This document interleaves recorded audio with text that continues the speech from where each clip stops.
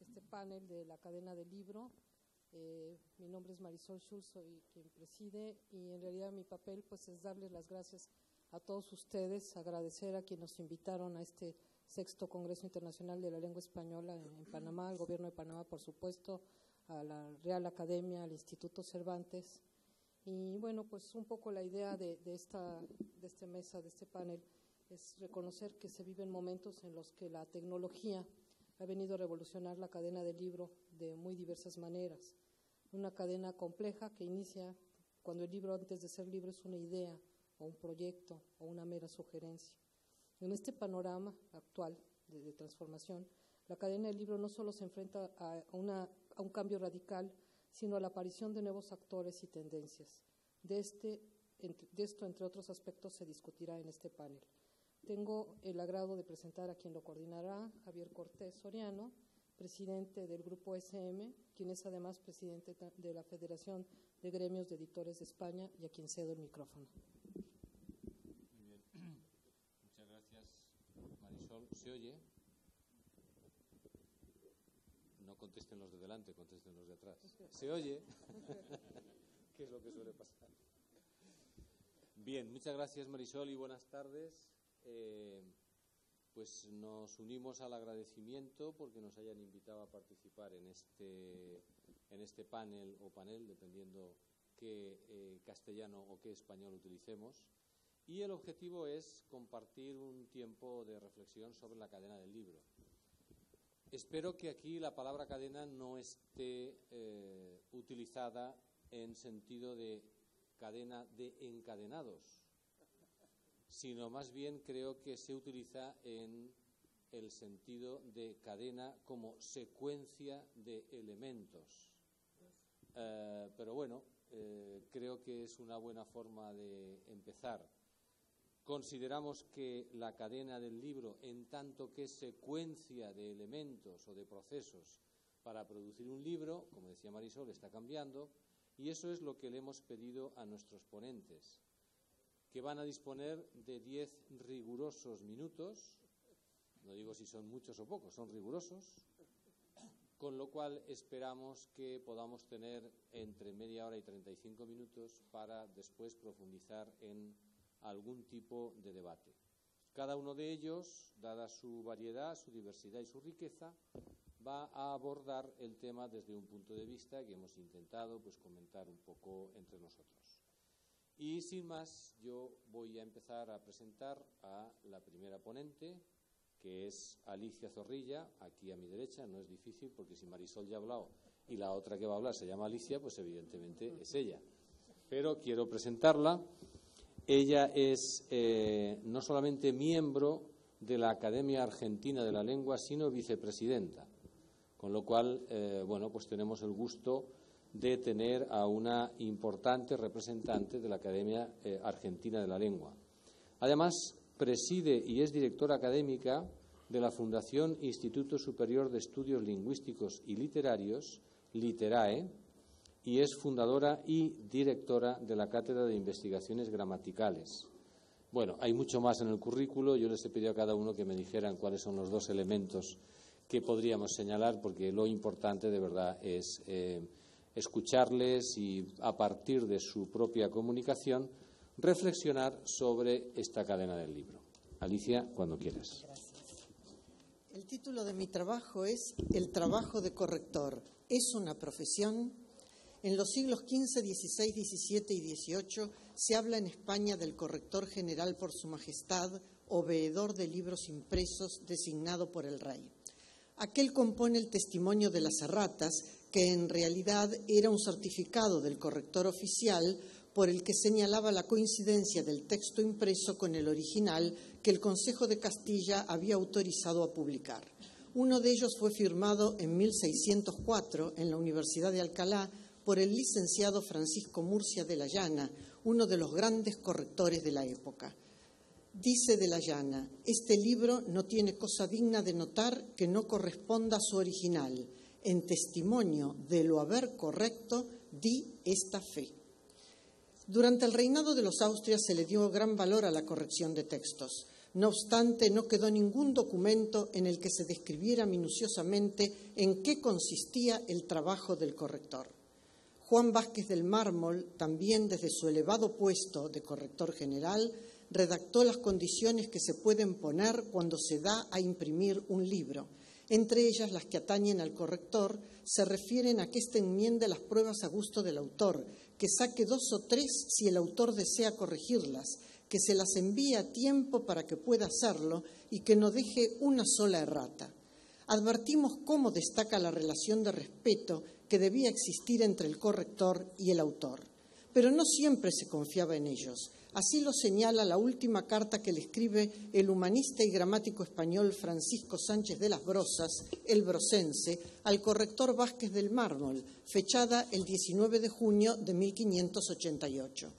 Yo dije allí que este oficio no se había de dar sino a hombre de confianza y que lo que menos cumplía era darse a hombre que es familiar de los libreros y mucho menos corrector de imprentas, porque pueden trocar, mudar, enmendar, trasponer, añadir, quitar de lo que viene refrendado de corte. Se temía, pues, que el corrector se transformara en osado coautor, conducta que sin duda trascendía la etimología de su nombre. Corrigere, cum, con, y regere, dirigir o corregir. Hasta nuestros días, este cuidador de textos ha atravesado distintas etapas en las que nunca se sistematizó su formación como la entendemos hoy, pero sí se le exigió disciplina y cultura, piedras angulares de su quehacer. Avancemos en el tiempo. En 1713 se le propuso al rey Felipe V de España la fundación de una academia. El monarca estuvo de acuerdo, pero el Consejo de Castilla, según narra Juan Ramón Lodares, ponía todas las trabas posibles, pues no aceptaba una entidad donde casi ningún miembro era castizo castellano. Luis de Salazar y Castro era uno de los acérrimos opositores, y así lo expresaban sus palabras. Venirse un italiano a hacer en Madrid el papel de corrector de la lengua castellana es un empeño temerario. Atreverse un gallego o maragato con un acento más áspero y más duro que su tierra a inventar las expresiones cortesanas es cosa que merece carcajada. Y pensar que un andaluzo extremeño han de ser compadres de los castellanos y los han de pulir el lenguaje es una de las aprensiones más ridículas.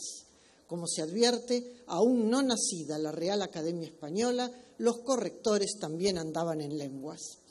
Ya en el siglo XX, Gabriel García Márquez dice: aún hoy los correctores de mis pruebas de imprenta me honran con la galantería de corregir mis horrores de ortografía como simples erratas, y los más benévolos se consuelan con creer que son torpezas de mecanógrafo. Aquí declara, pues, con gran humildad cuán necesaria es la intervención del corrector para poner en derechura algún percance lingüístico o para indicarle también al autor si hay desajustes entre el contenido y el tema que trata. A pesar de sus apreciados orígenes y de las palabras del escritor colombiano, en la cadena del libro del siglo XXI, el corrector es aún un profesional no calificado en paciente espera de plena identidad y de reconocimiento.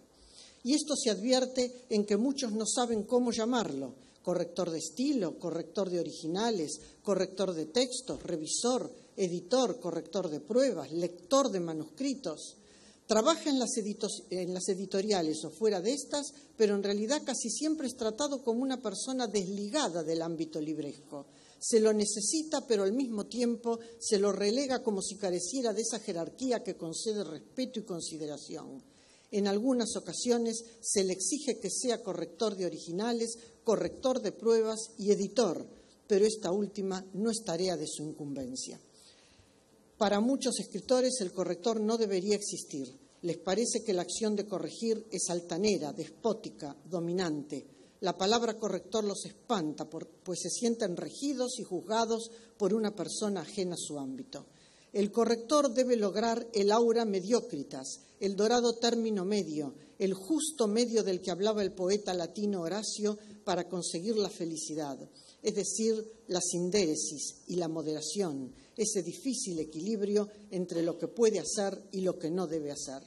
Para lograrlo, tendrá que recibir una formación sistemática que acredite su actividad y proponerse una actualización continua respecto del buen uso de la lengua española que deriva del conocimiento de las normas lingüísticas generales y de la normativa inherente al país de habla española donde trabaja, ya que la norma es hoy policéntrica y no monocéntrica. A pesar de lo que señalamos, pocos se ocupan de esa formación sistemática. Sin duda, las universidades deberían propiciarla y las editoriales exigirla mediante el pedido del diploma correspondiente. Más aún, tendrían que organizar cursillos de capacitación para elevar el nivel del trabajo de sus correctores y no emplear como sustitutos aprendices que no saben descubrir las erratas, los errores ortográficos y menos aún los sintácticos que corroen y hasta distorsionan los textos. La carrera de corrector de textos en lengua española nace en las últimas décadas del siglo XX. Se dicta en la Argentina desde 1989. El 27 de octubre de 2006 se instauró el Día del Corrector o Día del Oficio Invisible, como algunas personas lo calificaron. En el Uruguay se dicta la tecnicatura en la corrección de estilo. En España, en México y en el Perú se desarrollan cursos para completar la formación del corrector de oficio y del corrector diplomado. El objetivo es que su perfil se fortalezca no solo en el ámbito editorial, sino también en las empresas dedicadas a la traducción o a otras especialidades donde su labor es necesaria, pero queda aún mucho por recorrer para que la sociedad le dé el lugar que merece. ¿Tengo tiempo todavía? La voluntad y el esfuerzo para formarse solo son loables, pero no bastan. Se requiere otra clase de estudios, conocimientos precisos de las normas lingüísticas que rigen la correcta expresión escrita del español, estudio de su sintaxis, de latín, de ortotipografía, de lexicografía, de sociolingüística y de análisis del discurso, de idiomas modernos, por lo menos inglés, francés o italiano, de normativa de la redacción y constante práctica de la corrección de textos literarios, periodísticos, jurídicos y técnicos científicos para saber fundamentar con idoneidad cada uno de los errores que señala. Su compromiso es un arte y este requiere vocación. En la actualidad se habla de tecnología lingüística, sintagma con el que se quieren acentuar los avances en esta materia, pero ninguna tecnología supera las capacidades del hombre, a pesar de que todo vale sin detenerse y lo desechable ocupa el mismo nivel de lo que realmente debe destacarse. Con los correctores electrónicos se aspira a reemplazar al corrector humano. ¿Le advertirán que el texto carece de coherencia y de cohesión y se las darán? Creemos que jamás sucederá eso. Ni los correctores ni los traductores electrónicos, menos aún la lapicera que detecta los errores de ortografía con una vibración, sustituirán el razonamiento, el saber y la sensibilidad del hombre, ni por ende ayudarán a mejorar su estilo. Las nuevas tecnologías de la información no pueden competir con el corrector. Por el contrario, le han abierto un campo ilimitado para desarrollar su trabajo. Por lo tanto, este ya no se circunscribe al material impreso, sino que se amplía infinitamente. Por eso escribe José Saramago en Historia del Cerco de Lisboa: solo el corrector aprendió que su trabajo de corregir es el único que nunca se acabará en el mundo. En conclusión, no deseamos defender al corrector de textos, sino mucho más, demostrar que desarrolla una profesión muy digna y darle entidad a su existencia y a su trabajo, que merece nuestra admiración y nuestro respeto.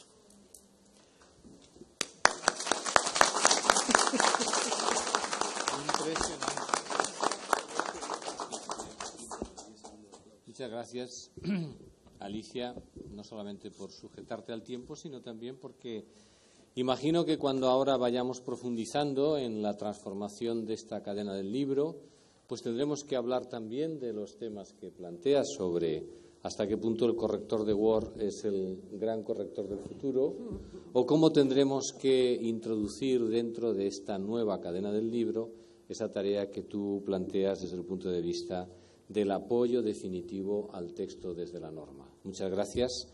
Le vamos a dar la palabra por aquello de la vecindad geográfica a Arturo Infante, que viene de Santiago de Chile Él es profesor de filosofía en la Universidad de Chile, realizó estudios también en Barcelona de filosofía y letras y de filología hispánica. Su trayectoria en el mundo editorial es larga porque trabajó años en diferentes sellos del Grupo Planeta, hasta que en el año 2003 fundó su propia editorial que, dado su estancia en Cataluña, llamó Catalonia, bastante bien conocida en Chile. Y en este momento Arturo es el presidente de la Cámara Chilena del Libro. Arturo, cuando quieras. Muchas gracias. ¿Se oye bien? Sí. Bueno, agradezco, no me voy a restar tiempo, tendría que agradecer a muchas personas esta invitación, pero a los invitantes les agradezco mucho esta oportunidad de estar aquí.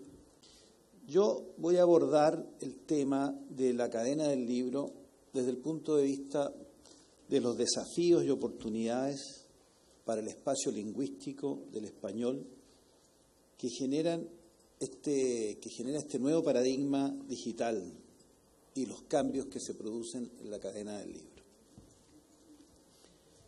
El libro vive hoy tiempos de transición y seguramente se verá más impactado por las nuevas tecnologías que muchos otros bienes culturales, o tanto como algunos que ya podemos vislumbrar cuando nos acercamos cotidianamente a la producción cultural proveniente de la industria creativa audiovisual, el cine y la música, completamente.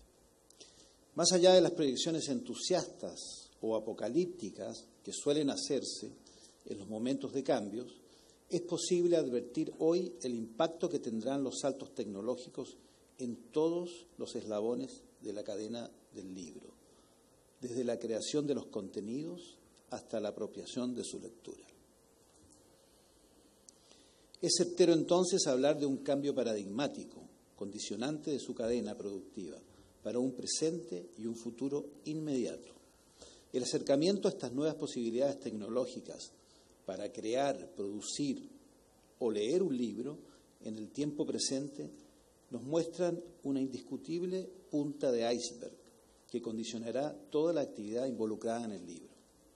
La irrupción de la edición digital, el libro electrónico, sus derivadas y los impulsos tecnológicos de la última década permiten visualizar una nueva era para el libro y la lectura, con una conmoción asimilable a la masificación de la imprenta en el siglo XVI. Comienza así el cierre de los muchos siglos de la etapa Gutenberg de la historia del libro, y empezamos a recibir los primeros efectos de la llegada de un fenómeno que ya ha desordenado los eslabones entrañables de su cadena productiva. La aparición de la imprenta cambió el destino del libro y probablemente el destino de la humanidad. Pero para el nuevo mundo, nuestro mundo, donde no tardó en llegar el impacto de la penetración de la imprenta en la multiplicación del conocimiento, tuvo un particular efecto sobre nuestra comunidad y su nueva lengua común, el español, con un resultado integrador sobre la diversidad lingüística y la oralidad de los pueblos latinoamericanos. Pasado tantos siglos y tanta historia por cada uno de nuestros pueblos, hoy nos enfrentamos a esta nueva etapa de transmisión del conocimiento que nos llega, pero ahora con la inmediatez de un mundo globalizado, abriendo nuevos escenarios para la integración cultural de Iberoamérica. Recurriendo a los hitos clásicos de los fenómenos que han modificado la cadena del libro, es necesario recordar la irrupción del libro de bolsillo. El último gran impacto para la cadena del libro se produjo por su llegada, y las consecuencias que provocó en la masividad de lectores y acceso a la lectura. Su arribo posibilitó un contingente de nuevos lectores y generó espacios que favorecieron la democratización de la lectura. El libro de bolsillo popularizó la lectura al permitir reducir costes y, en consecuencia, los precios de venta al público bajaron considerablemente, sin renunciar por entero a la calidad del libro como objeto, como vehículo y soporte material de transmisión del conocimiento y también como satisfacción de una necesidad ya adquirida. Por otra parte, el libro de bolsillo contribuyó a modificar en alguna forma las prácticas y hábitos de lectura al ser fácilmente transportable y permitir su lectura en casi cualquier ámbito y lugar. Recordemos entonces la resistencia que ese fenómeno tuvo de parte de editores y libreros que por décadas estuvieron escindidos y enfrentados, sintiéndose amenazados en su futuro por esos nuevos editores que producían los mismos libros pero a mitad de precio. Y esos nuevos puntos de venta que no requerían de la dedicación librera para existir. Finalmente el libro de bolsillo se impuso por su propio peso. Copó las librerías y las grandes superficies, supermercados, aeropuertos, gasolineras, farmacias, etc. Los resistentes editores también terminaron dedicándose por entero a este nuevo y revolucionario formato. Desde esa experiencia podemos aventurar el impacto de la edición digital y el libro electrónico en la cadena y preverlo como algo mucho más desestabilizante a nivel de autores, agentes, editores, distribuidores, libreros y lectores, puesto que alterará cada uno de los tramos de la cadena, modificará definitivamente alguno de ellos y dará concluyente obsolescencia a otros. En este nuevo ámbito, por primera vez el creador de contenidos tiene la posibilidad de llegar por vía directa al destinatario lector, obligando así a los diferentes actores de la cadena actual del libro a darle valor agregado a su rol o reinventarse en alguna modalidad de participación. Los costos de producción y distribución de un libro se desploman al eliminar la imprenta y la logística de la cadena del libro, permitiendo un acceso masivo. Las barreras del espacio geográfico y la distancia desaparecen cuando la misma oportunidad de lectura desaparecen dando la misma oportunidad de lectura a cualquier habitante del planeta, alterando los puntos de venta y de lectura tradicional. Surgirán nuevas realidades para los editores sobre la base de la asignación de riesgo, ya que las editoriales generalmente equilibran sus números entre los pocos títulos de éxito que sostienen a los muchos de resultado discreto o definitivo fracaso. Pero la naturaleza del fracaso editorial cambiará rotundamente y desaparecerá la amenaza de los stocks inmóviles como el factor determinante del futuro del agente editor. Los costosos espacios de almacenes, estanterías y escaparates ya no serán una variable decisiva en el resultado. Eso, por sí mismo, ya multiplica las posibilidades de diversidad bibliográfica y pone al lector frente a otras disyuntivas de elección de contenidos. Lo mismo vale para la alternativa de imprimir según la demanda, tecnología que ha evolucionado con singular velocidad en los últimos años, pudiendo conseguir costes sorprendentes para el formato papel. En suma, las prestaciones, portabilidad, masificación de los nuevos soportes para el libro. Me puso nervioso este papelito.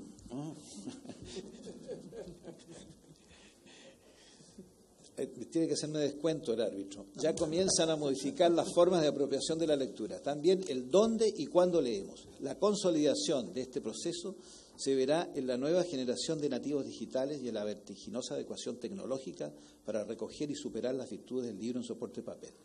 No podemos presagiar la proporción de coexistencia entre ambos soportes, pero lo que es indiscutible es la oportunidad que este nuevo paradigma del libro abre para una comunidad lingüística, concretamente para los habitantes de Hispanoamérica y hablantes del español en el mundo que, al caer muchas barreras naturales y artificiales que hoy propician su disgregación cultural, verán posibilidades inéditas de integración para la riqueza de su lengua y su cultura, en especial la de la cultura escrita, cuyo instrumento capital de transmisión ha sido el libro.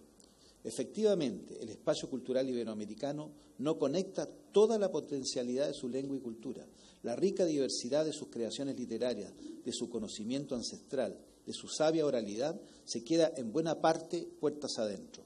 Solo se conecta una pequeña porción. En mi país, Chile, editamos anualmente unos 7.000 títulos. Les aseguro que difícilmente encontraré alguno aquí en Panamá. Tampoco podré encontrar algún libro panameño a lo largo de Chile, ni tampoco encuentro en mi país libros peruanos, uruguayos, ecuatorianos, incluso mexicanos cuesta encontrar. Es posible ocasionalmente conocer a algunos de los autores solo cuando han tenido éxito en alguna editorial española. Decididamente no nos leemos entre nosotros. Son muchas las barreras que lo impiden, pero buena parte de ellas se desplomarán con la masificación del libro digital. Conocer a un autor de cualquiera de nuestros países ya no será una expedición de búsqueda desalentadora, será cuestión de segundos, de un par de clics. Nuestro denominador común, el español, nuestra lengua, ese gran árbol que contiene muchos árboles, como decía Octavio Paz, será alimentado como lo soñaba el poeta. La identidad de nuestra lengua, enriquecida en su diversidad por los libros y sus autores, navegará sin restricciones del Atlántico al Mar del Sur y del Mar del Sur al Atlántico.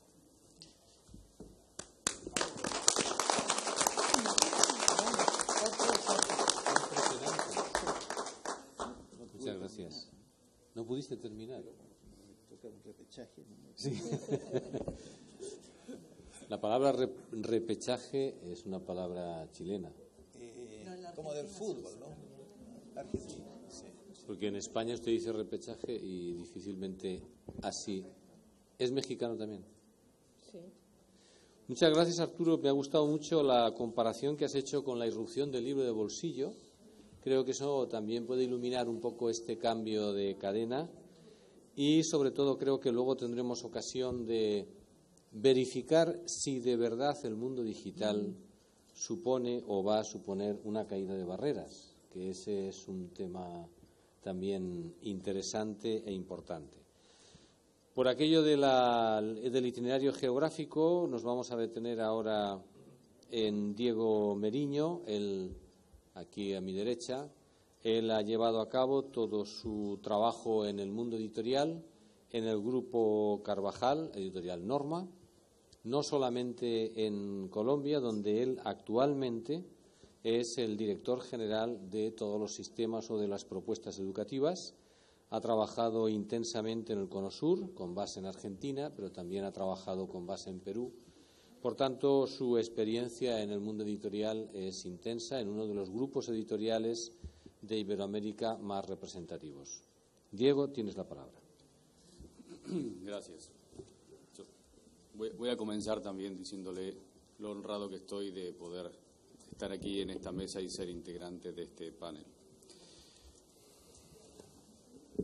Mi tema de exposición hoy es el cambio de paradigma, ¿no?, que estamos viviendo los editores, y tiene que ver con esto que nos pasa, que asistimos con asombro, por momentos con perplejidad, a un cambio de paradigma en la industria del libro, cuyo alcance final aún desconocemos. El escenario cambia a diario y esto se verifica en las novedades vertiginosas que se dan en las formas de publicación, tanto como en los modos de lectura, de mercadeo e incluso la distribución y venta de los libros. Cada vez hablamos menos de libros y hablamos más de contenidos. Sin darnos cuenta, fuimos incorporando naturalmente el término soporte a nuestro lenguaje de editores. Vamos encontrando a cada paso competencia donde no la había y la necesidad de desarrollar competencias hasta hace poco desconocidas. Aunque en determinado momento parecía que los avances tecnológicos habían llegado para cambiar el mapa de la industria editorial, fuimos acercándonos y capitalizando lo mejor de estas herramientas, que aún nos falta mucho por aprender y sobre todo por aprovechar. En este contexto, las editoriales tradicionales aún tenemos tiempo para reinventarnos y aún mejor para seguir mostrando lo que sabemos hacer mejor que nadie. Ha llegado la hora de revalidar credenciales y hacer evidente el valor que podemos seguir dándole a la industria como especialistas. Precisamente acabo de mencionar la palabra clave de este tiempo, que es valor. En esta tarea, la de agregar valor, es en donde las editoriales tenemos que mostrar, además de la experiencia, mayor destreza y mayor dinamismo. Hoy publicar un libro ya no es patrimonio de las editoriales. La autopublicación es moneda corriente y ya no avergüenza aquello que en Estados Unidos llamaban el vanity publishing. Es más, los autores que recurren a este método de publicación ya no se sienten parias ni autores de segunda categoría.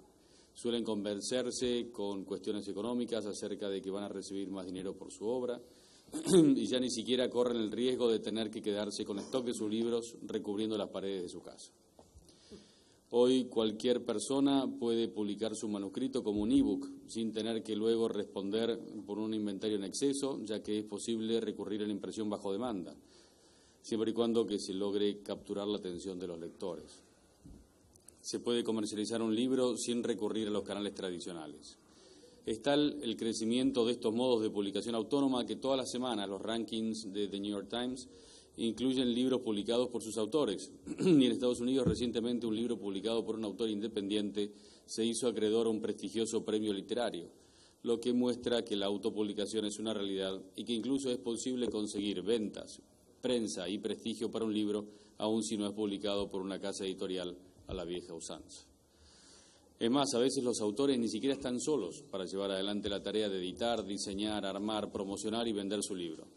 En el marco de una industria en efervescencia, hay muchos editores o publishers que abandonaron sus puestos en las casas editoriales y hoy ofrecen un calificado asesoramiento en todos los puntos de la cadena editorial, incluida la posibilidad de llevar el libro ya terminado a una gran editorial en calidad de agente de esos autores. ¿Y entonces qué? ¿Estamos condenados?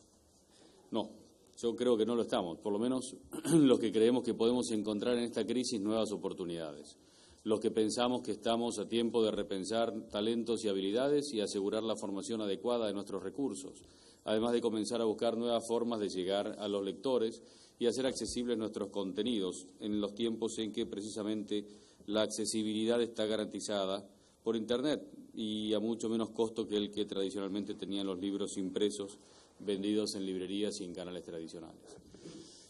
Y es que Internet, nos guste o no, cambió todo el paradigma, desde la manera de crear contenidos y hacerles marketing hasta los modos de distribuirlos y venderlos. Y es por eso que mientras seguimos trabajando casi invariablemente en la cadena tradicional de la venta del libro impreso, exploramos el mundo digital y adaptamos este último modelo lo que nos conviene. Vivimos en lo que podríamos llamar, sin temor a equivocarnos, un mundo del libro en ebullición. Hay cosas que no cambiaron, sin embargo. Nuestro objetivo es generar contenidos, algunos literarios, otros educativos y otros informativos. En la especialidad de los libros de texto se está dando una migración muy marcada al mundo digital, impulsada por los materiales audiovisuales y la interactividad que permiten los dispositivos móviles y las plataformas versus el libro impreso tradicional. Los tableros digitales han relegado a los queridos pizarrones y los lápices ópticos a las tizas. El formato clásico ha dado paso a la personalización y a un cambio de dinámica en el aula.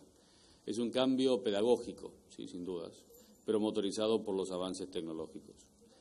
Las editoriales que nos hemos enfocado en el segmento educativo participamos del marketing literario con algunos títulos, pero en la mayoría de nuestros libros para niños y jóvenes trabajamos, al igual que con los libros de texto, por promoción escolar.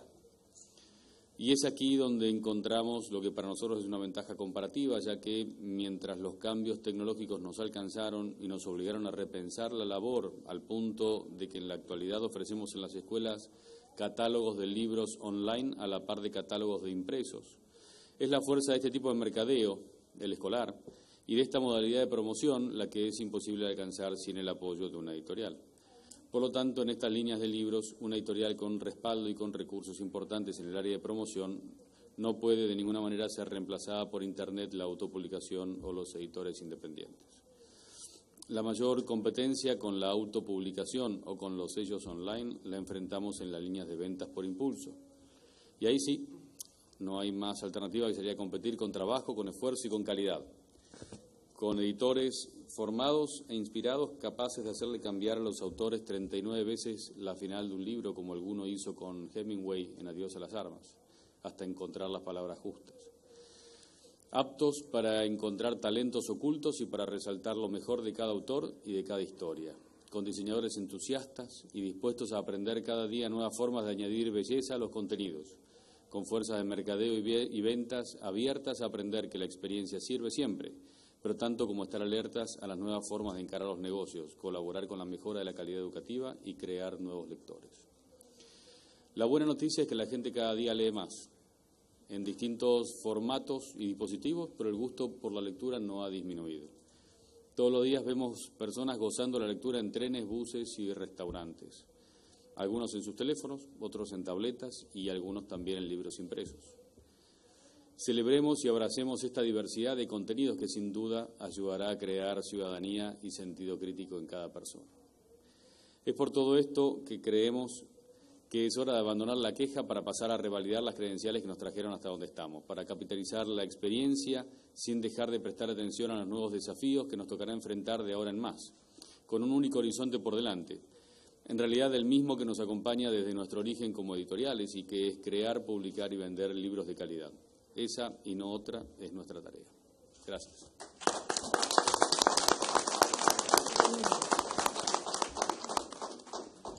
Muchas gracias, Diego. Uno de los temas que creo que has planteado y que supongo saldrán después en el debate es si realmente se puede separar contenido de soporte, porque la relación del contenido con el soporte en el libro físico es muy clara. Si nosotros separamos el contenido del soporte como está ocurriendo en el mundo digital, ¿cuál es entonces la ecuación por la que el lector se va a sentir, digamos, con un valor añadido para pagar, etcétera? Creo que ese tema que has planteado es un tema bien interesante. Le agradecemos además la brevedad porque es una buena noticia para Arturo. Vas a tener algunos minutos para acabar de leer tu escrito. Y en este itinerario de sur a norte nos encontramos ahora con Gustavo García Font, que es el representante que tenemos en esta mesa de la Academia Guatemalteca de la Lengua.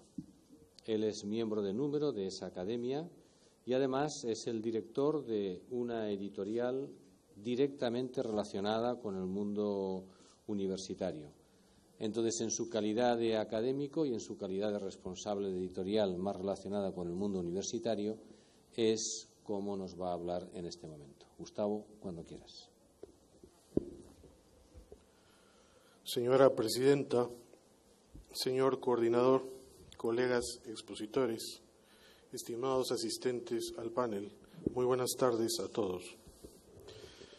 Decía un antiguo profesor que nosotros los hispanos o latinos nos cuesta menos hablar 2 horas que 15 minutos. En atención a la puntualidad de mis contertulios y para no agotar la atención de todos ustedes, pues haré mi mejor esfuerzo por ceñirme al tiempo. La ponencia se titula Las editoriales universitarias hoy, desafíos y oportunidades, el caso de la red de editoriales de las universidades confiadas a la Compañía de Jesús en América Latina. Leeré la ponencia lo más deprisa posible para no afectar el tiempo.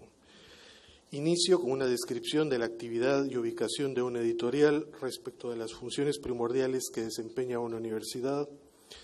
Señalaré algunos datos históricos de interés de forma muy general y muy rápida. Relataré el origen, organización y funcionamiento de la red de editoriales con una breve mención a la creación de nuestra editorial universitaria, concluyendo con algunos principales desafíos que me parece enfrentan las editoriales, tanto de la red como las editoriales en general, siguiendo el contexto de la cadena del libro. La actividad editorial universitaria en la actualidad va ligada a las 3 funciones que desempeña o se espera que desempeñe la universidad en la cultura contemporánea: docencia, investigación, proyección social, algunas veces también concebida como responsabilidad social o proyección cultural.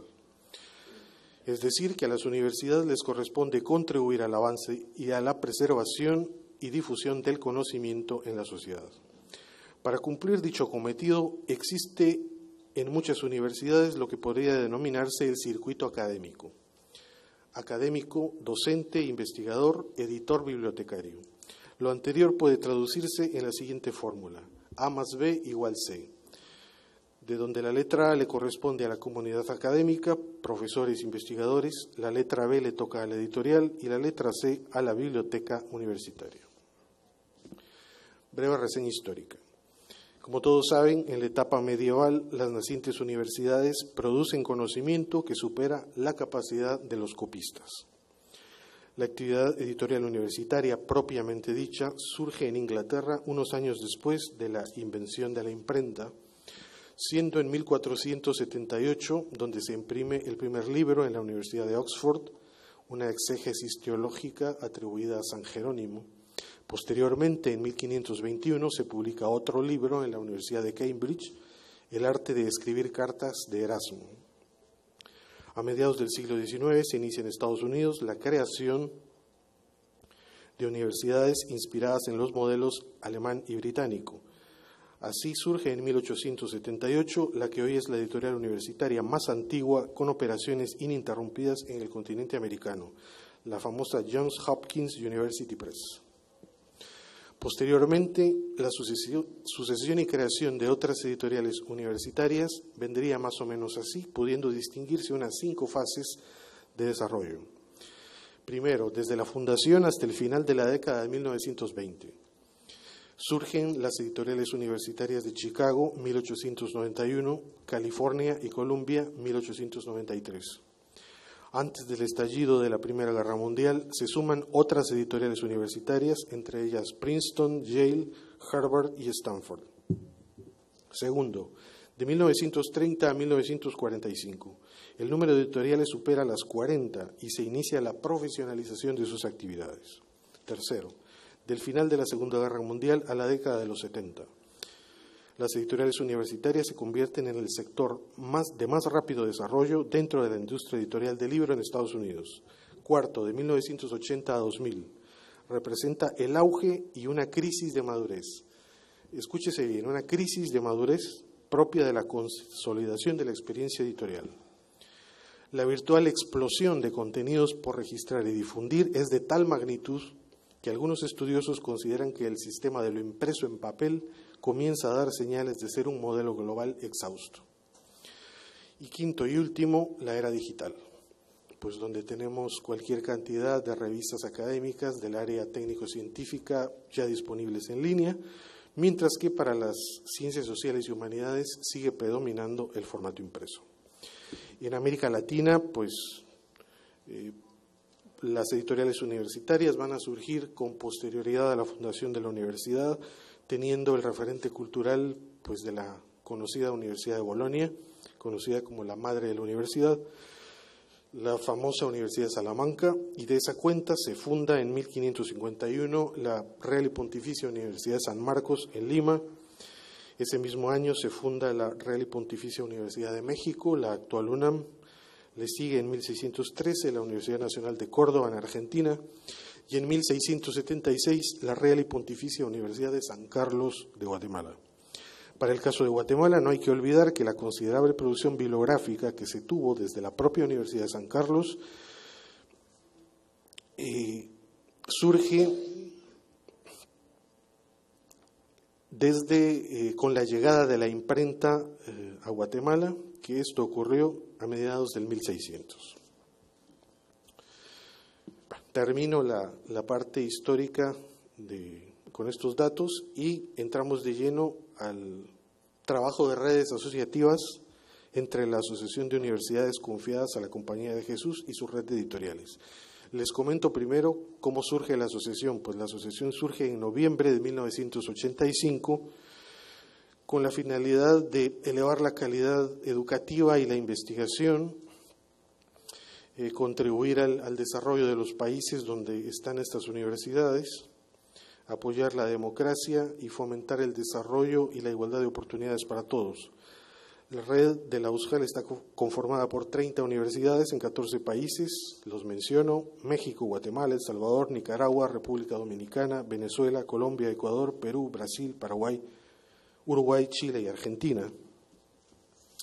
Y es en este contexto donde surge la red de editoriales cuando en el año 2008, a finales de noviembre, se firma un convenio de colaboración editorial, el cual es suscrito por 21 universidades. Gracias. Las menciono rápidamente.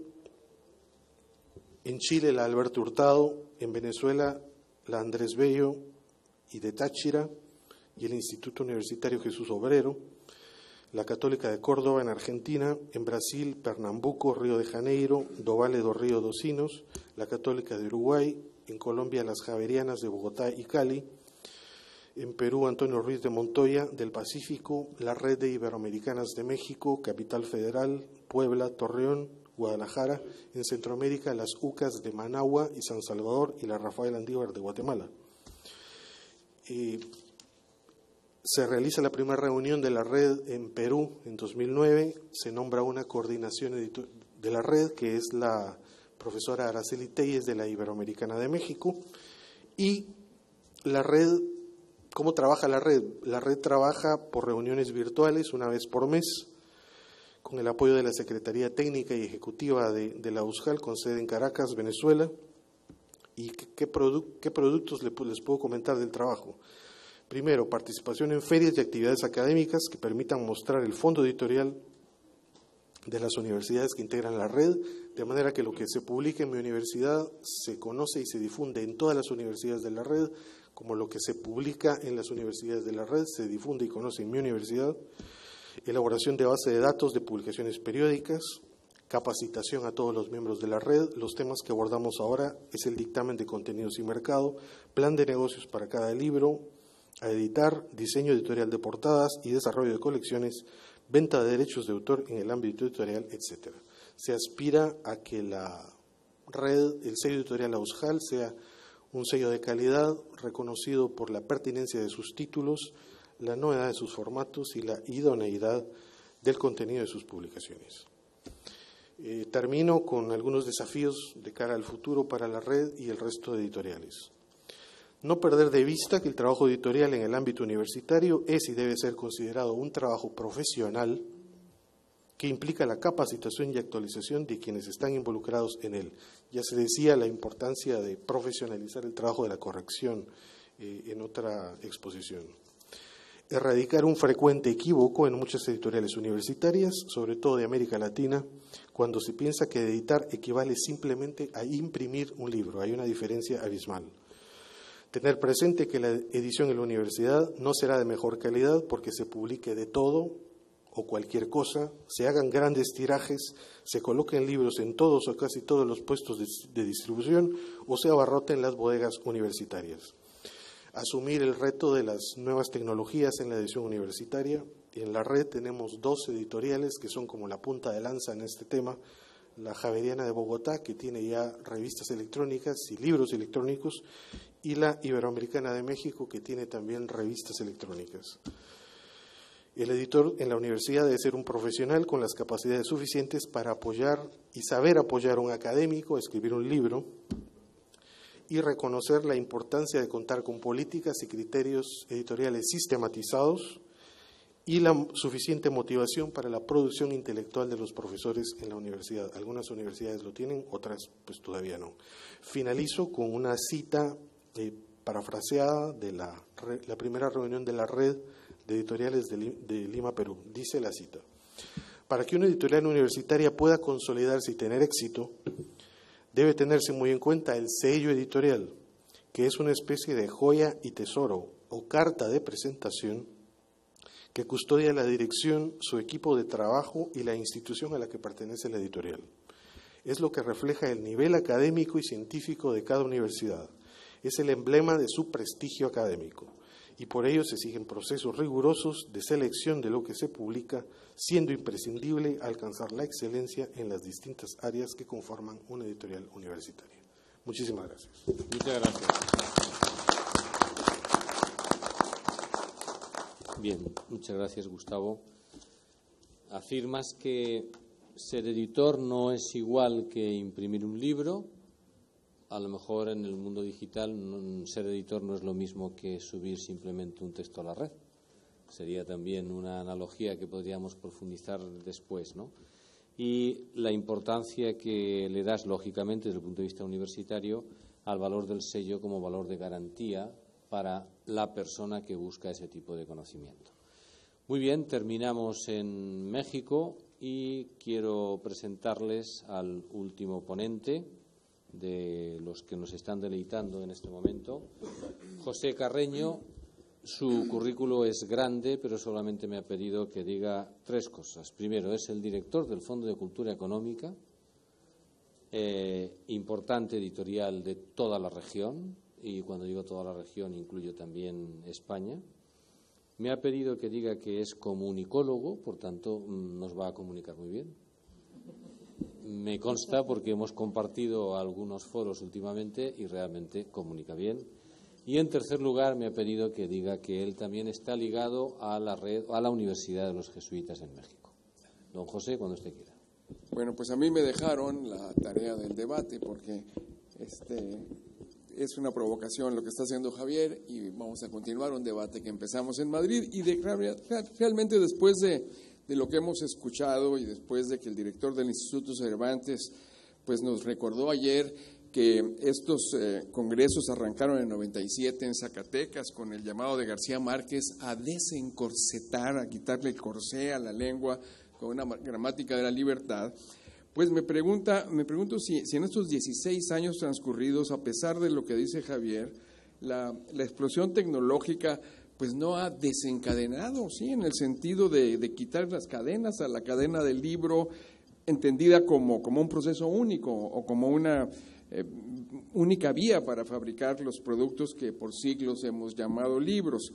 Y si esa tecnología pues no ha desencadenado también en el sentido de liberar y dar comienzo a algo, a una gran variedad de nuevas formas de organizar la producción y la distribución de conocimiento y en general de productos culturales, porque como lo hemos escuchado aquí, pues prácticamente de todos los ponentes, ya nadie discute que la cadena del libro, como esa sucesión de que dice Javier, esa sucesión de pasos o eslabones que llevan del original entregado por un autor a un volumen impreso o electrónico delante de un lector, pues se ha visto alterada, yo diría que para bien en general, por las tecnologías digitales que han liberado una serie de energías que ya no caben, que desbordan esta cadena de producción y distribución de libros en la forma en que la habíamos conocido.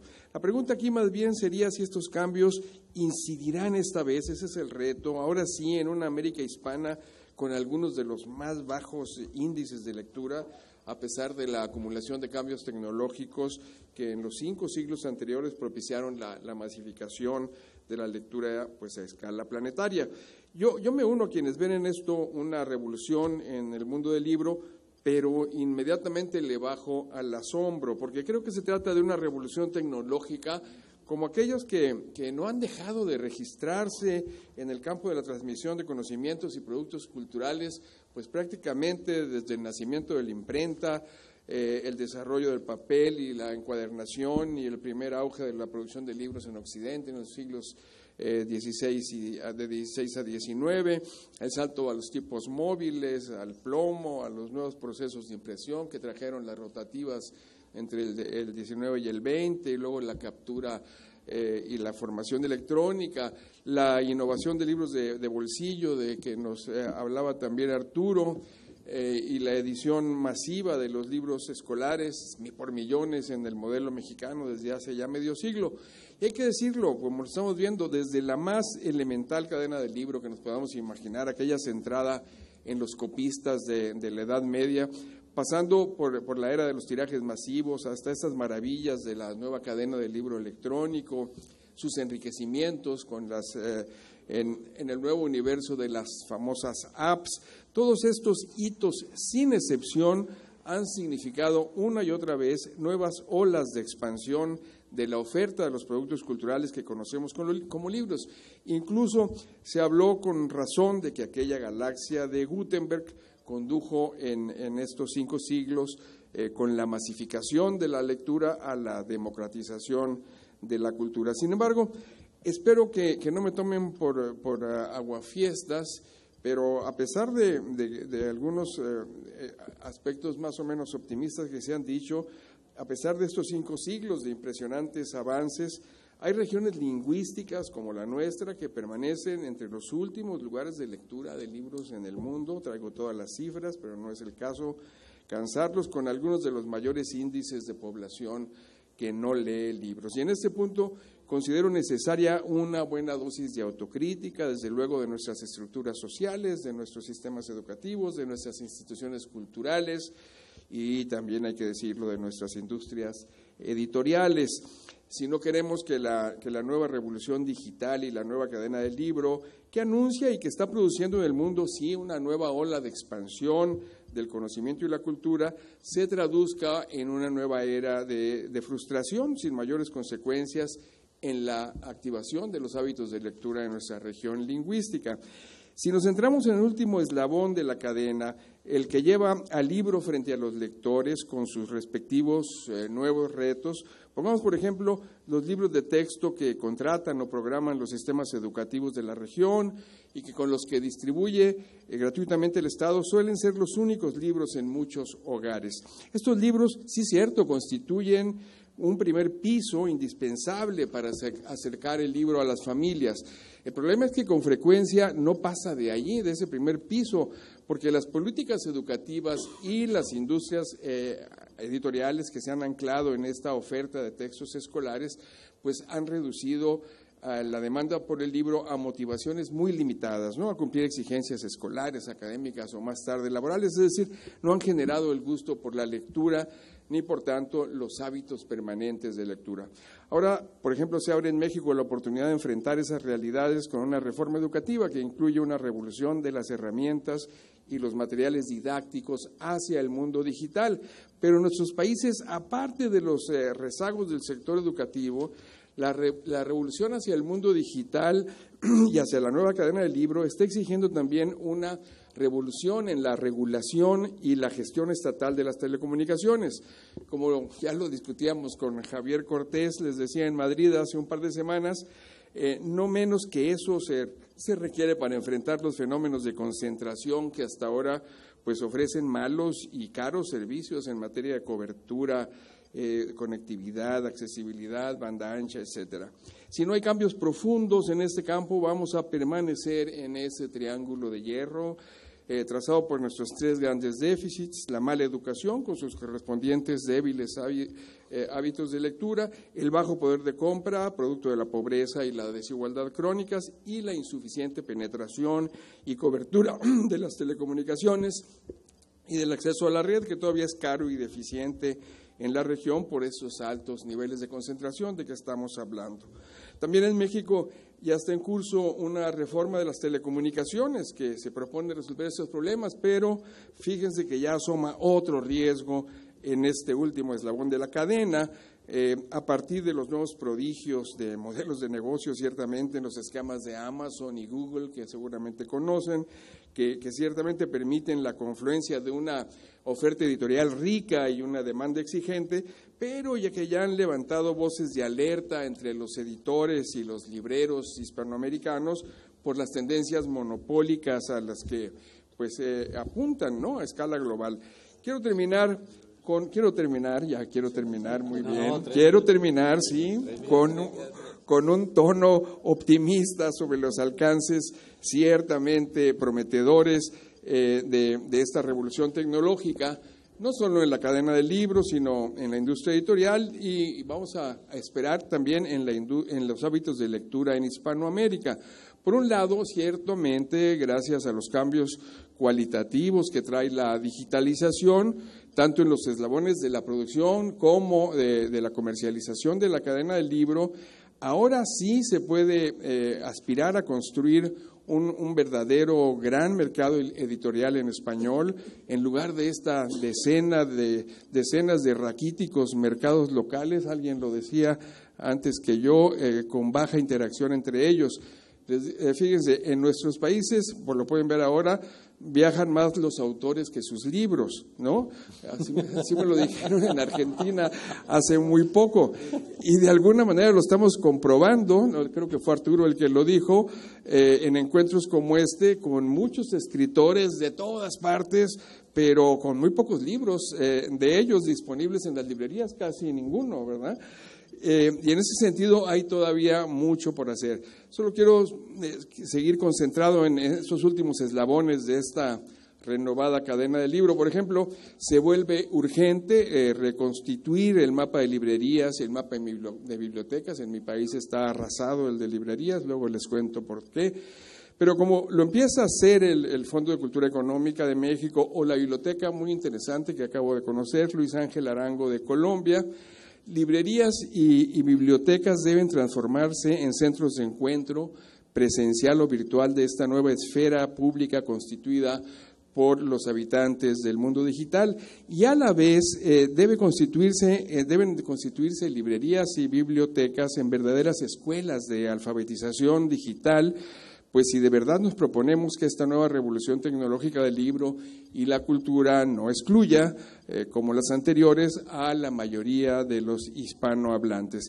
Ese es el reto, si como no ocurrió con la masificación y la democratización de la lectura en Occidente, tras la revolución de Gutenberg, esta vez sí podemos incluir a la América hispana en esta revolución digital y a ver si podemos entenderla, la revolución digital, como el nuevo nombre de la democratización del acceso a la cultura, a la educación de calidad y al consumo de bienes culturales. Gracias. Muchas gracias.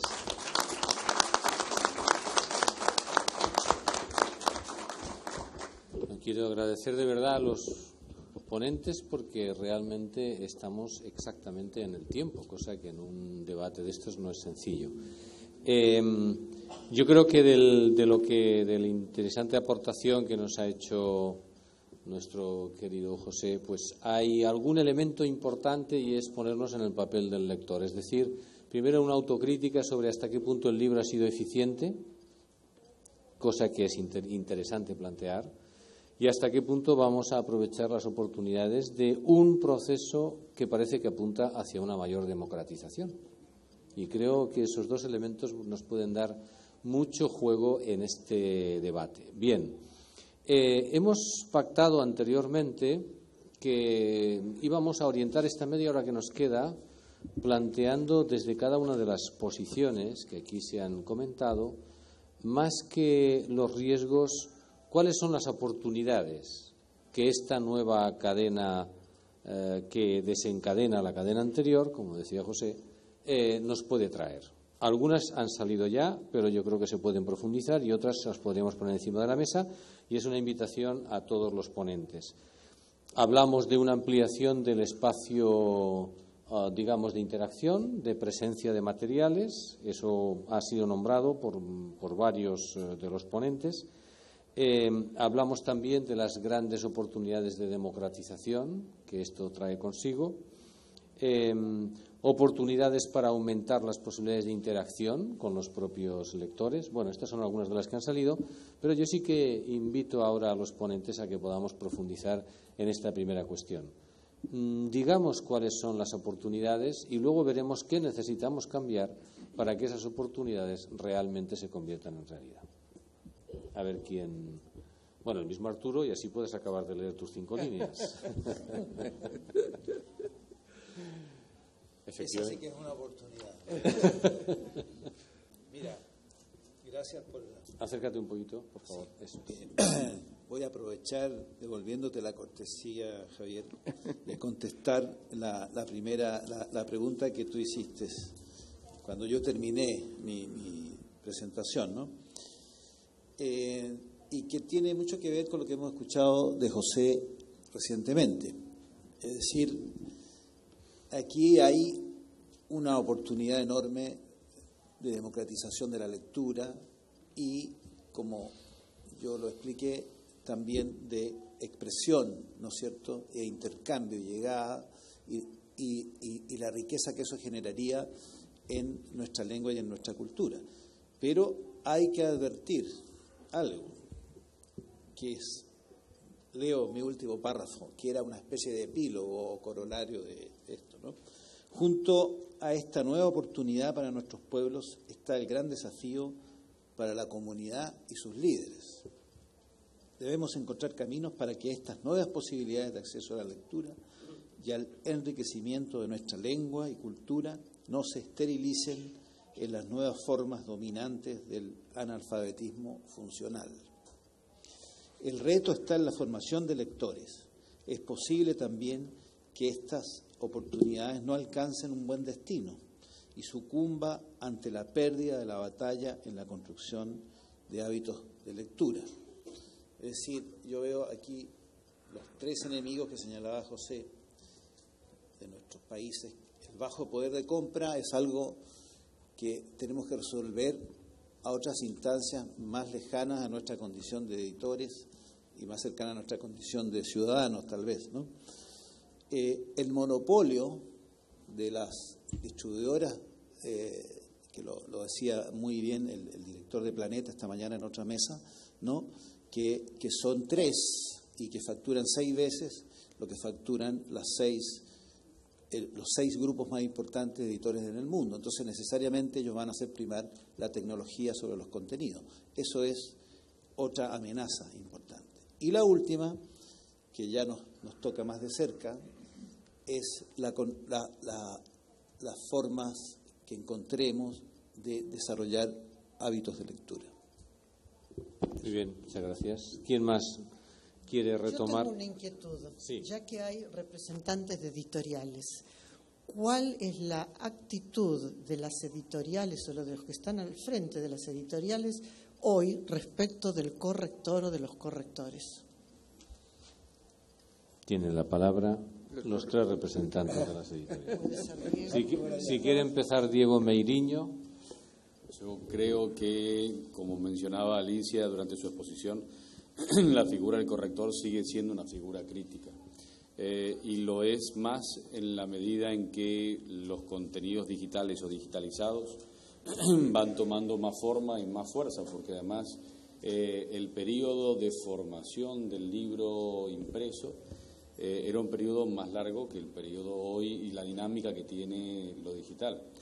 Yo recién, y lo voy a aprovechar para unirlo con la pregunta que hacía Javier hace un momento, también creo que hoy la posibilidad de todo el mundo de leer, pero más la posibilidad de ampliar mucho el espectro de la escritura, nos da una posibilidad enorme también y cambia un poco el panorama y el esquema. Es decir, hoy hay contenidos que no solamente son en formato libro, sea digital, electrónico, impreso, etcétera. Hoy hay redes sociales, hay blogs, es decir, hoy hay muchísima gente pudiendo escribir y pudiendo manifestarse y pudiendo compartir su punto de vista y su pensamiento, que eso antes era más complejo, digamos. Hoy es una posibilidad que da la tecnología. Entonces, hoy lo difícil no es encontrar contenido, sino que lo difícil es separar la paja del trigo. Lo importante de formar lectores es formar sentido crítico para que sepan qué es lo importante o lo interesante o cuál de todas las cosas que están publicadas es la que realmente a mí me va a agregar valor. Y entonces vuelvo al rol del corrector ahí. Es distinta la dinámica cuando uno escribe y edita en formato papel que cuando uno escribe y sube a la red. Y entonces ahí el rol del corrector es crítico. Ahora pregunto, ¿eso significa que el libro digital no se corrige? No, de ninguna manera. Ah. No, al contrario. Entonces el corrector tiene que existir siempre. Por eso digo que la función es más crítica todavía. Ah. Sí. Ah. Sí, cómo no, Arturo y luego Gustavo. Sí, bueno, estoy de acuerdo con lo que recientemente se dijo, absolutamente, y creo que la exposición de la señora Zorrilla ha sido muy, muy interesante en reivindicar el rol del corrector, que podríamos decir que es casi una especie en extinción, ¿no? Porque encontrar hoy un buen corrector que tenga esos dones que decía, ¿no? ¿Cierto? Uno importante de ellos, o sea, no era solamente el conocimiento de la morfosintaxis del idioma que está corrigiendo, sino que la cultura. Un corrector sin cultura es prácticamente mejor tener el corrector del Word, ¿no? Creo que es más culto que el corrector sin cultura. Pero yo creo que como dijo Saramago, ¿no es cierto?, de todos estos eslabones que se han desordenado y muchos van a ser obsoletos absolutamente, yo creo que el corrector, absolutamente de acuerdo con usted, no tiene ninguna posibilidad de morir. En el libro electrónico, igualmente, una idea confusa puede llevar al libro a la muerte, ¿no es cierto? Y eso solamente lo puede reparar, advertir un buen corrector. Gustavo.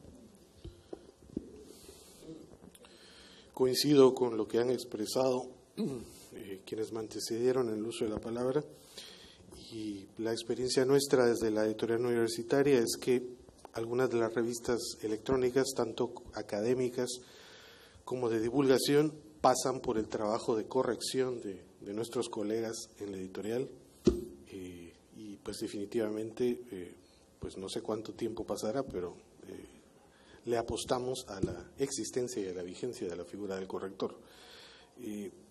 Tres ideas rapidísimas sobre la coexistencia de formatos, tanto impresos como electrónicos. Creo que tendrán que pasar algunos años, varios años, hasta que se termine de resolver el que yo llamo el tema de generación o generacional. Quienes han estudiado esto pues hacen unas clasificaciones muy interesantes, pero yo les dejo la idea para entendernos.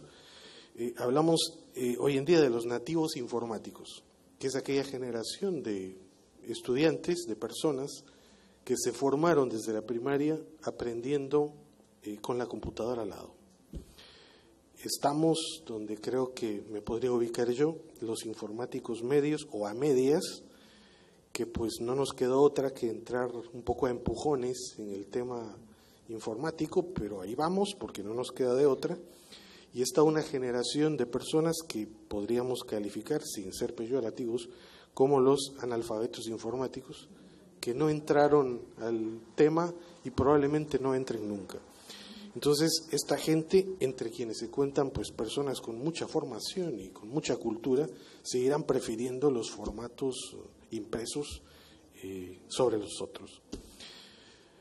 Otro punto sobre el que ya se refería José, pues sin duda los países en vías de desarrollo, como son muchos de los nuestros, donde existe poco acceso a la educación y a una educación de calidad, el tema del salto tecnológico en el tema de los libros, pues sin duda demorará más que en aquellas otras sociedades que viven en condiciones diferentes. Pero tampoco caer en una paradoja un tanto perversa de que por el hecho de ser del primer mundo y tener acceso a todos los recursos, ya hemos resuelto el problema. Yo he visto en comunidades de mi país y en otros países de la región donde muchísimas personas que probablemente no terminaron el segundo o tercer año de primaria tienen acceso a recursos informáticos, sobre todo al uso de teléfonos, pero lo utilizan para cualquier cosa menos para algo formativo o sistemático. De manera que creo que estos elementos sí que son importantes destacarlos cuando se habla del tema. José. Sí, claro. Bueno, los tres puntos me parecen muy importantes. El tema de los correctores y el mundo digital, le pasa lo mismo que con el periodismo que no pasa por la industria informativa, por las empresas informativas, pues no tiene los controles de calidad que tienen las empresas informativas, que incluye la corrección, el manejo del idioma, el verificar las fuentes informativas, cruzarlas, etcétera. Bueno, pues mucho de la autoedición obviamente no tiene corrección, mucho de la piratería en línea tampoco tiene corrección, simplemente está pasando sin esos controles de calidad, y ese es un reto importante. Ahora, el otro tema, el de la formación de lectores, que ha insistido Arturo. Aquí yo sería más crítico y autocrítico con las editoriales. Yo creo que igual otra vez que en el periodismo y mucho en los países latinoamericanos, ha habido una tradición de periodismo vinculado más al Estado que al mercado, con los ojos más puestos en el Estado que en el mercado, por muchísimas razones que no vamos a ampliar ahora. Bueno, muchas de las editoriales nuestras en México, en España, trabajando en Latinoamérica, no se mueven de la zona de confort o de trabajar para el Estado, para los sistemas educativos, esto estaría muy bien, solo que es a costa de esta tarea de construir a los nuevos mercados, de entrar más con la fuerza del mercado que con la zona de confort del Estado, para entrar ya más a la discusión con las empresas editoriales. Y la última, que me parece también muy ligada al tema de la corrección, el de la traducción. En nuestra zona lingüística, pues con tantos españoles, como se ha dicho aquí, tantas versiones del español, es un reto para los correctores qué palabra usar. Yo todavía no entiendo las 1000 acepciones de la palabra la leche cuando voy a España, o cuando leo, cuando veo una traducción de alguno de los te podemos dar un máster sobre eso. Hoy en El País viene todas las versiones, hacen una de todos los castellanos, de todos los españoles de América Latina, y hay una cita de José Emilio Pacheco con unas 400 formas de usar la palabra pinche para todo, ¿no? Entonces, ahí hay otro tema importantísimo para corrección, y también para traducción, y también para traducción de un español a otro. A veces cuando reimprimimos alguna obra de Argentina o de España, ¿cómo poner para los lectores mexicanos una palabra y no otra? Lo dejo también como reto. Vamos a dar la palabra a Alicia, por si quieres hacer un comentario con toda esta provocación que has conseguido. No, me encanta. Encendí la llama. Claro. Eso es importante. No considero que la profesión de corrector esté en extinción. Por lo menos no está en extinción ni en la Argentina, ni en España, ni en el Perú, ni en México, ni en el Uruguay, ni en Venezuela. Está en ebullición, en continuo crecimiento. Estamos formando correctores en el nivel universitario, con cultura sociolingüística, y aspiramos a que sean realmente cultos lingüísticamente, cultos todos. No solo que sepan las normas, sino que sepan enfrentarse a los distintos textos con el respeto que merece cada una de las especialidades. No se va a extinguir el corrector, al contrario, estamos encendiendo la llama, y en Chile también, en distintos países. Ya la carrera desde el año 89 está. Así Muy que... bien. Diego quería aportar.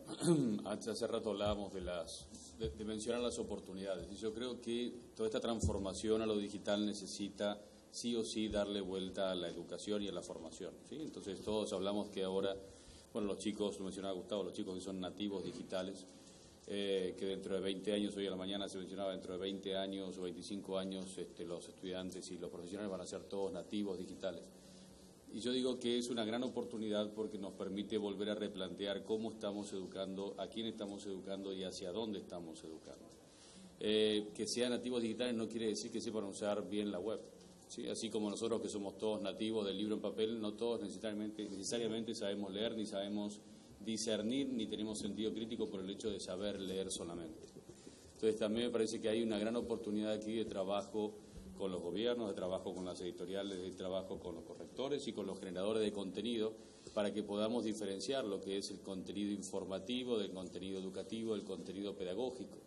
La web está llena de cosas, ¿sí? No necesariamente son útiles. Entonces, veo como una gran oportunidad la posibilidad que nos da esto, que hay como un replanteo de que, bueno, tenemos que reeducar a los docentes y alumnos para el mundo digital, y aprovechemos de enfocarnos en la palabra educar y no en la palabra digital necesariamente.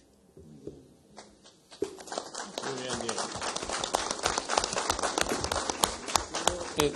Sí, Arturo. Sí, respecto de lo que acaba de decir, porque yo usé la expresión especie en extinción, pero la usé justamente porque pienso exactamente igual que usted.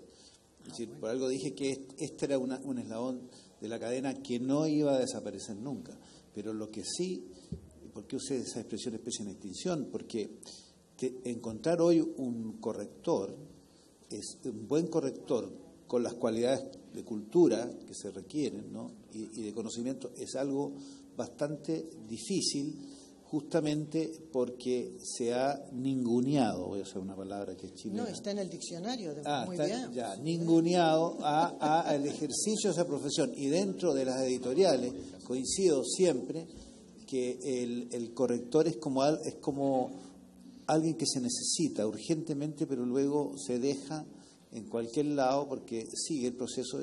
Y los comerciales son más importantes que el corrector, los editores son más importantes que el corrector. Eso es lo que se usa, no es que sea como debe ser. Pero hay que revertir la situación. Hay que revertir la situación. Y perdón, ¿puedo agregar algo? Sí, Tan importante es la labor del corrector en América y en España, que el próximo año, en octubre, celebraremos el tercer Congreso Internacional de Correctores. Lo anuncio con mucho orgullo, ya lo está organizando UNICO en Madrid. El primero se hizo en Buenos Aires con una amplia asistencia, el segundo se hizo en México y el tercero será en Madrid, si Dios quiere, en octubre de 2014. Muchas gracias.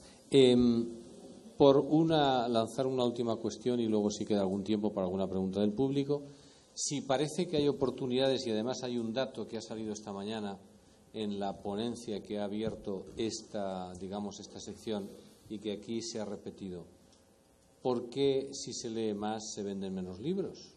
O de otra manera, ¿no es preciso entonces vender más libros para que se lea más? ¿Qué hacemos con esta dicotomía? ¿Será que se están abriendo espacios de lectura que a lo mejor a los cuales no estamos llegando como editores o como autores o como promotores de cultura? La pregunta es, ¿qué tenemos que cambiar para ocupar esas oportunidades como editores o como autores o como promotores de cultura? ¿Quién dispara? Bueno, si quieres una experiencia específica. Yo creo que es la construcción, otra vez la creación de los nuevos mercados de lectores. Efectivamente, creo que las nuevas generaciones leen tan poco o tanto, pero puede ser que más que las antiguas generaciones. Pero no leen libros, leen más en la pantalla, leen muchos más. Y no necesariamente están menos informados que los que leen libros. A veces los niños están mejor informados que como nosotros éramos de niños, con nuestros libritos muy bien encuadernados. Pero ahí está un reto. El otro reto está en esta construcción de los nuevos lectores. Por ejemplo, hay un público que nunca entraría a unas librerías. Pienso en los que entran a Starbucks. En Starbucks hicimos una experiencia y regalamos un libro electrónico. Ya ven que ahí tienen su online, tienen Wi-Fi, están conectados. Y bueno, fuimos criticados, nos dijeron, bueno, pues ¿por qué estás regalando los derechos? ¿A quién estás perjudicando? Eso va en contra del libro. No va en contra del libro porque ellos nunca hubieran comprado un libro, ellos nunca se hubieran metido a una librería y sin embargo fue muy exitoso. Muchos abrieron la página, leyeron un libro de un autor joven, nuevo, mexicano y probablemente eso los lleve a conocer algún día alguna librería. Yo creo que ahí está una de las salidas, ¿no? para esa pregunta de lectores y compradores. Arturo. Sí, bueno, es compleja esta pregunta y la respuesta. Una reflexión nada más. Yo creo que se lee más, pero se lee poco. Si nosotros consideramos que hace 500 años que tenemos imprenta, o sea que podemos multiplicar la lectura, que hace en estos países nuestros de América Latina, hace 200 años que tenemos repúblicas y escuelas, y las escuelas son anteriores, y que tenemos universidades y muchas universidades, de repente tenemos noticias de estadísticas que hablan de que el 60% de la población no entiende cabalmente lo que lee o no está capacitada para entender las instrucciones para tomarse un medicamento. Esto es un dato que acaba de salir en Chile, ¿no? Respecto de lo que se llama analfabetismo funcional. Entonces, creo que el tema de la lectura que puede ser hoy que se lea más en los 140 caracteres, ¿no? del Twitter, pero creo que tenemos que replantearnos mucho todo lo que se ha hecho para que la gente lea, ¿no? Sobre todo en el entendido que quien lee es una persona que tiene mucho más posibilidades en la vida, ¿no? Diego. Yo creo que hay que diferenciar el concepto de libro del concepto de contenido. Hoy se leen menos libros, se lee mucho más contenido. Las redes, los blogs, Por eso hoy yo en la locución mencionaba, digo, hoy se ve en los colectivos, en los buses, en los restaurantes, gente con su teléfono leyendo la pantallita o con su tableta. No quiere decir necesariamente están leyendo un libro, pero están leyendo un contenido. Yo lo veo como el anti-Fahrenheit 451, ¿no? En donde todos se juntaban a recitarse pedazos de libros que han leído, hojas, etcétera. Yo creo que es al revés. Yo creo que toda esa información está hoy disponible. Hoy hay comunidades virtuales que se dedican a la lectura y a la escritura de ciertos temas.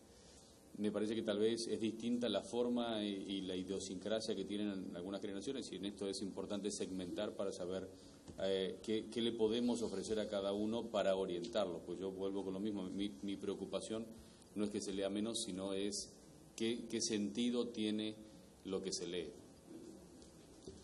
Nos quedan 5 minutos y sí vamos a dar la oportunidad, con la condición de que sean muy breves, a alguna pregunta dirigida a los miembros de la mesa.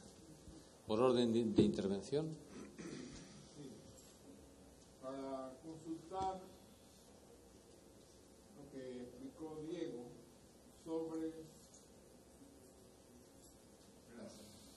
sobre el autor que publica sin llevar el material a una editorial y que puede tener su buen corrector, publica y vende, o aquel que cumple con todos los mecanismos evolutivos aquí explicados, y si es en ese sentido la diferencia favorable, el sello editorial, porque los otros mecanismos pueden ser parejos. Me gustaría que me adelantaran qué otro aspecto tiene la editorial sobre aquel que no usa ese mecanismo. Gracias.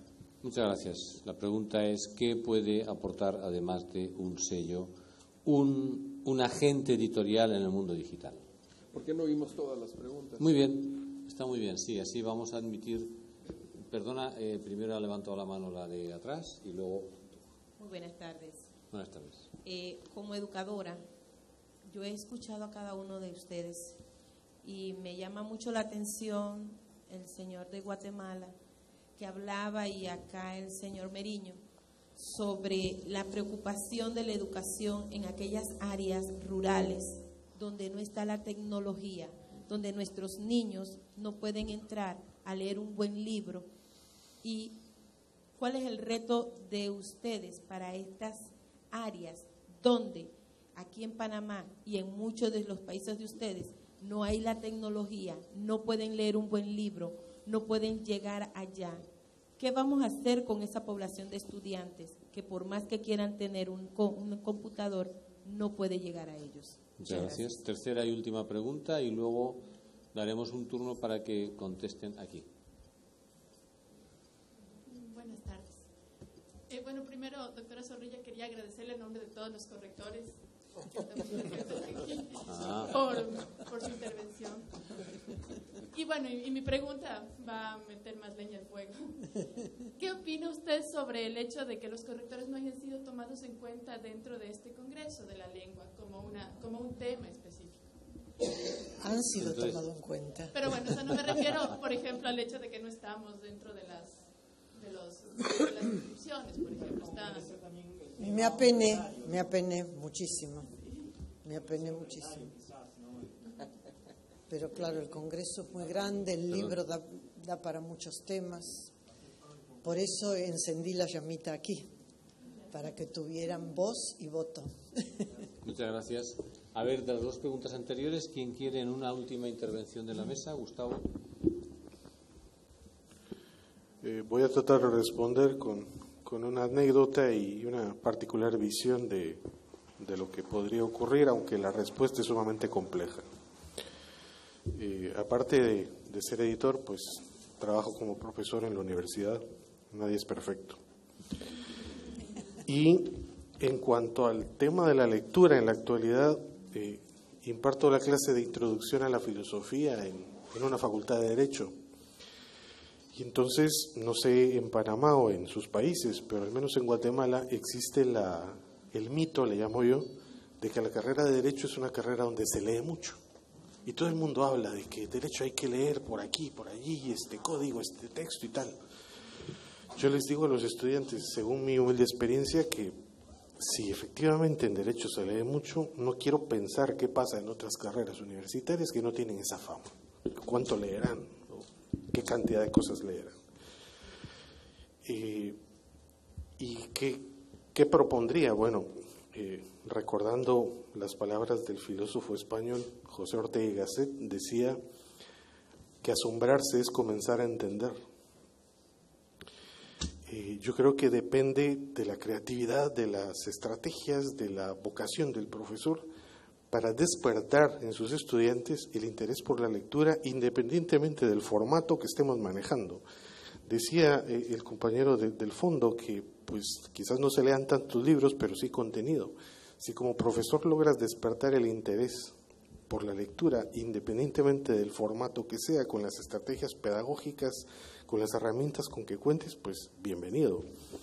Creo que en esto no se ha inventado la receta. Muchas gracias. Una última intervención de José, Arturo y Diego. Bueno, respecto de las lecturas y de la formación de las zonas rurales más apartadas, pues yo creo que ahí está uno de los retos de este triángulo de hierro, ¿no? Es decir, aislamiento, pobreza, desigualdad, pues se tienen que resolver por las dos vías. Desde luego, el primer piso de los libros de texto que el Estado está obligado a surtir a estas zonas, y luego la otra modernización de los estados que están en déficit en nuestra región, que es la modernización de las telecomunicaciones, ¿no? Porque también yo creo que los niños y los jóvenes de esas regiones apartadas no tienen por qué estar condenadas al atraso también en términos de alfabetización digital. Yo creo que también deben tener esa oportunidad y también debe el Estado pues resolver ese grave déficit. Arturo. Sí, respecto de eso, yo pienso que el Estado, los estados en general, cuando hagan unas cuentas fáciles, con todo lo que gastan en regalar textos a los alumnos gratuitamente en toda la zona y en las más extremas rurales, verán en un futuro muy próximo que tener un tablet por alumno y entregar los contenidos, y lo siento por los editores de texto, pero eso será mucho más eficaz. Y de esa manera creo que en algún momento este tablet que hoy parece, o este computador que hoy parece inalcanzable, será de uso común, como la goma, no sé, algo parecido. Diego. A ver, hay un tema que mencionábamos hoy en un par de oportunidades, que es esto de la democratización de la educación.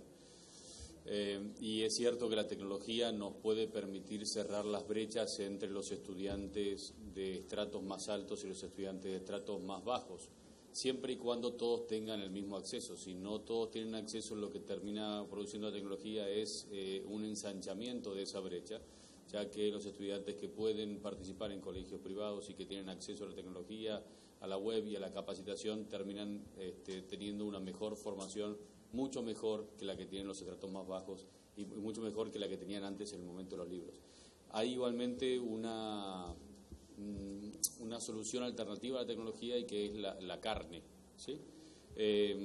Si no tenemos fierros, podemos traer la carne, y estos son los docentes, ¿sí? La tecnología no reemplaza al docente, no reemplaza a la capacidad de formación, de estímulo y de descubrimiento que tiene el docente con el alumno. Si nosotros nos preocupamos por capacitar bien esos docentes, los chicos han estudiado con libros impresos durante varios cientos de años y lo han hecho y los han traído hasta aquí.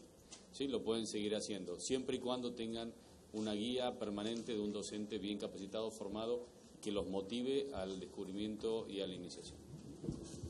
Muchas gracias.